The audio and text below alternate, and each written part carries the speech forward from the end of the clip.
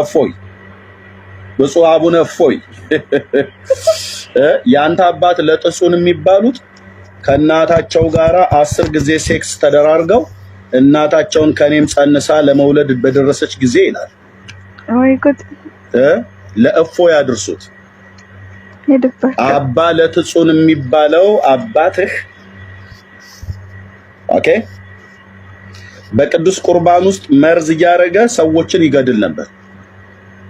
ይሄን ብቻ አይደለም፣ ከእናቴ ጋራ 10 ጊዜ ተኝቻለሁ፣ ከኔም ጸንሳ ለመውለድ በደረሰች ጊዜ አስረግዟት ስራ ያጠጥቼ መድኃኒት ማለት ነው ሕፃኑን በሆዷ ውስጥ ገደልኩት አለ።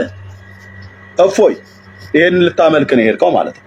ለጥሱን ዘወርሃ ሰኔ ስንክሳር እንግዲህ ትሞቀዋለህ ማለት ነው። እሳቱን እዚህ በደንብ አቀጣጥልልሃለሁ። እኔ አልደረስኩብህም ነበር በእውነት ስለምሰራው ስራ እስልምና ላይ እግዚአብሔር ይባርክ ብዬ ስል ነበር። ደናቁርት እያልክ ስትሳደብ ነበረ ሰምቻለሁ። ቻለው ወንድምዬ፣ ገና እንግዲህ ገጥመን ይላል። አፈሙዙን ካዞርክ በደንብ አርገበግብልሃለሁ። እዚህ ብብት ስር ብሽሽት ስር አድርጌ በደንብ አሰጣልሃለሁ መጽሐፍቶችን ማለት ነው። እፎይ የምትባለው እፎይ እስክትል ድረስ በደንብ እንግዲህ እነዚህን እንደነኛ አይነት ባለጌ አባቶችን አሳያለሁ ማለት ነው።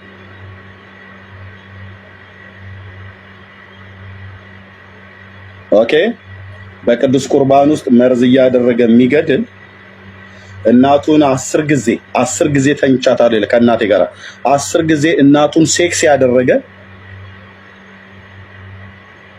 እና ስትጸንስበት ለመውለድ በደረሰች ጊዜ ስሬ አጠጥቼ መድኃኒት አጠጥቼ ሕፃኗን በሆዷ ውስጥ ገደልኩት ይላል።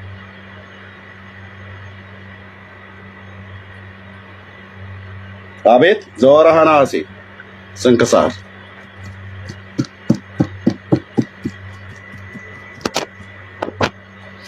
የነካኩትና ይሉታል ወንበዴ ይላል።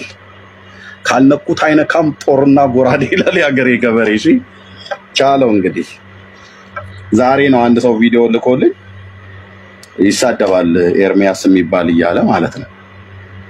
ያውም ስሜ ባልሆነም ነው የሚጠራኝ።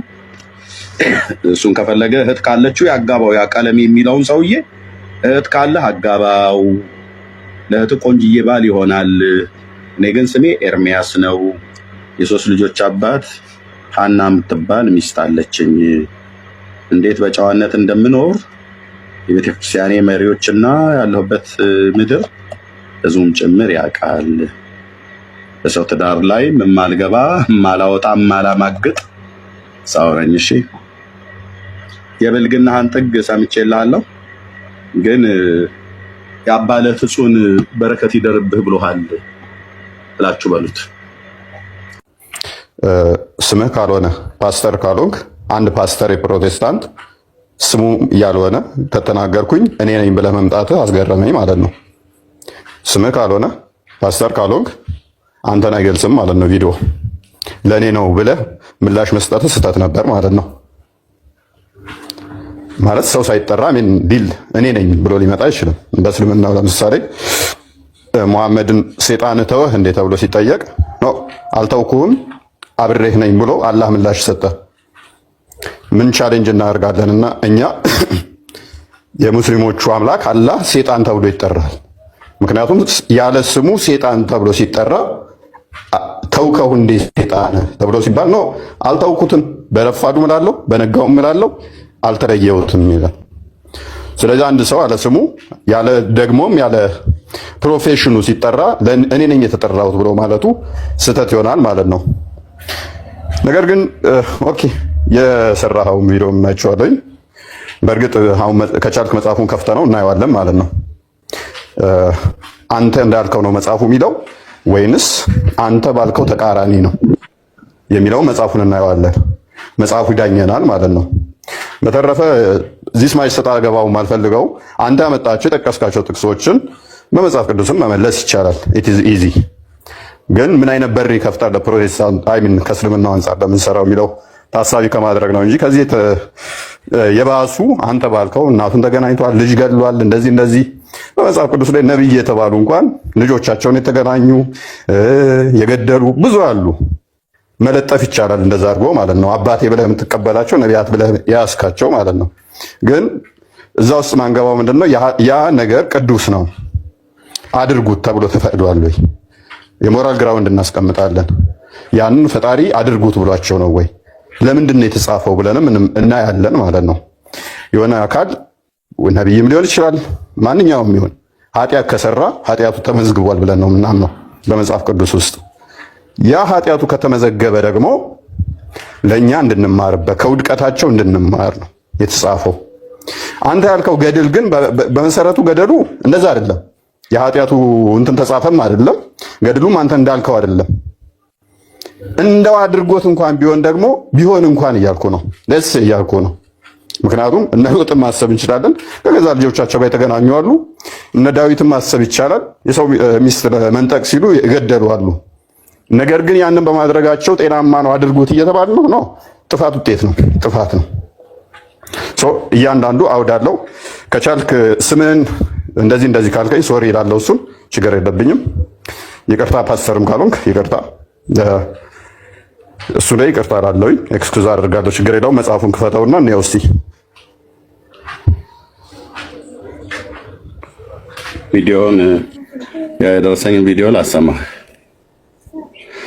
ኦኬ እሺ፣ ቪዲዮውን መጽሐፉን እንዴት አይሻልም? ቆይ መጽሐፉን ክፈተውና ዘገምተኛው ፓስተር አለ ሁሌ የሚያነሷት እችን ጥቅስ ማለት ነው። ይህንም ደግሞ ቀለሜና ማለት ነው የፕሮቴስታንቱ ፓስተር ይህንም ደግሞ ቀለሜና ማለት ነው የፕሮቴስታንቱ ፓስተር ዘገምተኛ የሆነ ፓስተር አለ ሁሌ የሚያነሷት እችን ጥቅስ ማለት ነው።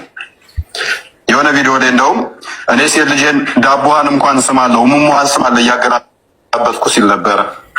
ይዘቀጠ ማለት ነው። ከእሱ ነው የሚኮርጁት። ዝግመታዊ ለውጣቸውን ያልጨረሱ ብልጡ ያለበት ጋር እዛ ጋርም ይስመዋል። ሴትም ከሆነች ዳብዬ እያለ ይስማል።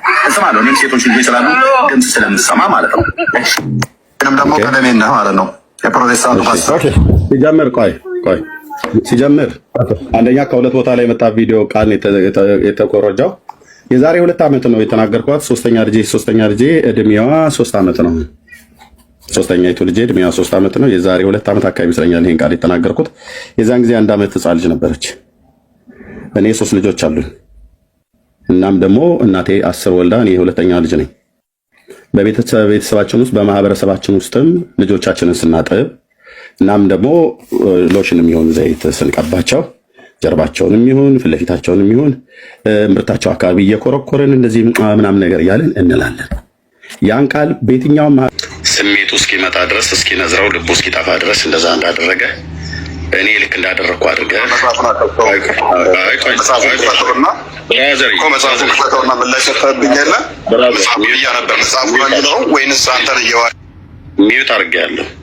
ቤቱ ስርዓት አለው። እኔ ነኝ ቤቴ የመጣሁት። መጽሐፉን ልናወራ ሚዩትማ የፍራቻ እኮ ነው። እኔንም ሳይሆን መጽሐፉ ይከፈል። ሚዩት አድርገው። ትልቅ ሰው አይደለ? ሚዩት አድርገው። እያወራህ ነው አይደል? ስታወራ ሰማሁ አይደል? ካልሆነ ስርዓት አስይዛለሁ። እንግዲህ መጽሐፉ ይከፈል።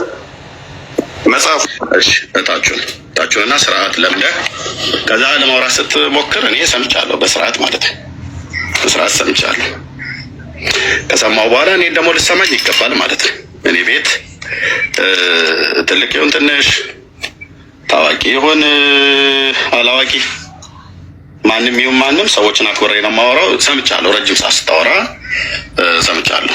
እና ተመልሰህ ከገባህ መጽሐፉን እኔ አልከፍትም አላልኩም። እያንዳንዱ መጽሐፍት ያልከፈትኩትን መጽሐፍ ከፍትልሃለሁ። ግን ስርዓት መኖር አለበት አይደል? እፎይ።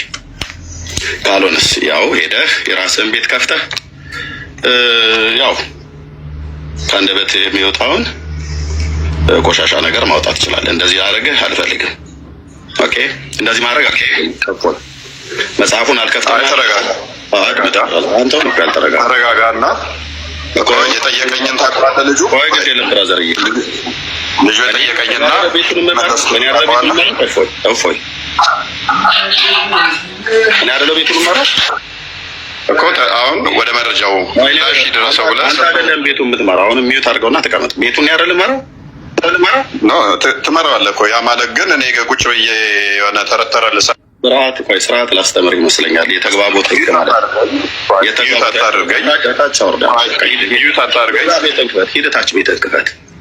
ሂደታች ቤት ክፈትና አውራ። በቃ የተግባቦት ህግ ካላወቅ ሀ ብዬ የተግባቦት ህግ አሳውቃለሁ ማለት ነው። ምክንያቱም አንተው ራሱ ባዞርከው ዱላ እስኪ ነስርህ ድረስ መረጃዎችን እያወጣሁ እኔ ለአንተ ግብረ መልስ በክፉ ፈንታ ክፉን አልመልስም። ኦኬ፣ የተሳደብከውን ስድብ ሰምቻለሁ። በስድብ ፈንታ ስድብ አልመለስኩልህም። ኦኬ፣ በስድብ ፈንታ ስድብ አልመለስኩልህም። ለአባልህ ትጹን ብሎ የሚለውን የዘሆራ ሰኔ ስንክሳር መጽሐፍት ላይ ያለው መልሽልሃለሁ። እና አሁን ደምህ ፈልቶ ከሆነ የመጣው ትንሽ ሻወር ውሰድ፣ ውሃ ጠጣ እና ተረጋጋ። በሀገራችን ምንድነው ይሄ ፊት የታያደርስም እንደሚባለው አይነት ነገር እንዳይሆን፣ ካልሆነ ቤትን ገብተህ መወርወር ትችላለህ፣ የምትወረውረው ማለት ነው። እና አሁንም ለሶስተኛ ጊዜ ላስገባህ። ቤቱም በስርዓት እኔ ነኝ የሚመራው። ቤቱን እኔ በስርዓት መራው። እፎይ ተረጋግተህ በቃ ተረጋግተህ ስጨርስ ታወራለህ። እስካሁን ተረጋግቻለሁ። ምንም ስጨርስ ታወራለህ። ታዲያ ብራዘር እኔ ሳወራ ለምንድን አንተም መጽሐፉን ብለህ ፖለቲካ ለመስራት አደረግከው። ዝም ብለህ ቆይ አንዴ ሚዩት አድርጌያለሁ ብራዘር። እኔን አስቋርጠኸኝ እያወራሁ ያለው ለሰው በዚህ በተናገርከው ቪዲዮ ላይ መጀመሪያ ብልግና መታየት አለበት ለህዝብ ማለት ነው። እኔ አልደረስኩብህም። እፎይ ብዬ ስምህን ለመልካም አንስቻለሁ። ጌታዬን አመስገኛለሁ። እስልምና ሃይማኖት ላይ ለምሳሌ ሚዩት አድርግ። አሁን ነው ጠጥተህ ነው የመጣው ብራዘር? እንዴ በሚርቃና ሆነን የመጣው ወይስ ምንድን ነው? ሚዩት አድርገውና ልጨርስና ከዛ ታወራለህ። ይታያቸው። አሁን እንግዲህ እንዲህ አይነት ግብረ ገብ ይዘህ ነው ወንጌል ሰብካለሁ ብለህ የምትለው ምንድን ነው? ዛሬ ቀኑ የዓመቱ ምናልባት የሚጠጣ ካለ ጠጥተህ ከሆነ አይዶ ነው። በሌላ ቀን እናውራኝ። ካልሆነ ግን እንዴት ግብረ ገብ እንዴት አታውቅም? የተግባቦት ህግ እንዴት አታውቅም? ኦኬ፣ ምንድን ነው የተፈጠረው ወገኖች? እዚህ ላላችሁ ግልጽ ለማድረግ እኔ እፎይን ታስታውሳላችሁ። እዚህ ያላችሁ በመልካም አንስቼዋለሁ እንጂ በክፉ አንስቼው አላውቅም። በክፉ አንስቼው አላውቅም።